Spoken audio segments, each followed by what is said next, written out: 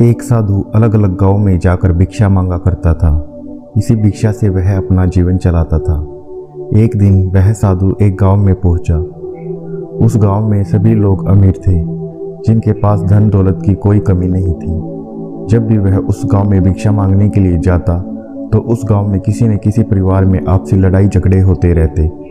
एक दिन साधु गांव के बड़े सेठ के यहाँ भिक्षा मांगने पहुंचा।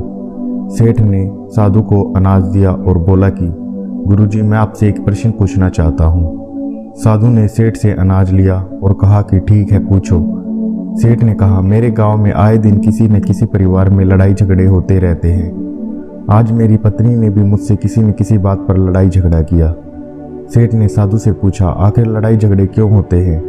आखिर ये लड़ाई झगड़े समाप्त कैसे होंगे? साधु कुछ देर चुप रहे और बोले कि मैं यहाँ भिक्षा लेने आया हूँ, ना कि तुम्हारे मूर्खतापूर्ण सवालों का जवाब देने। यह बात सुनते ही सेठ क्रोधित हो गया।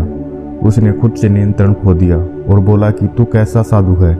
मैं तुझे हर रोज खाने के लिए अन्न देता हूँ, तू मुझसे ऐसे बोल रहा है? सेठ ने साधु को खूब खरी खोटी सुनाई। साधु सब कुछ चुपचाप सुनता रहा और पलटकर एक बार भी जवाब नहीं दिया।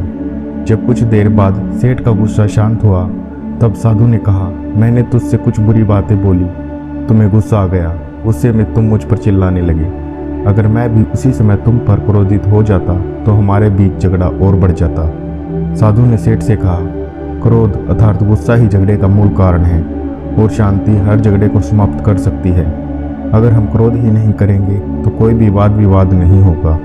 अगर हम जीवन में सुख शांति चाहते हैं तो क्रोध पर हमेशा नियंत्रण रखना चाहिए। मनुष्य को अपने क्रोध और मन पर नियंत्रण रखने के लिए ध्यान करना चाहिए।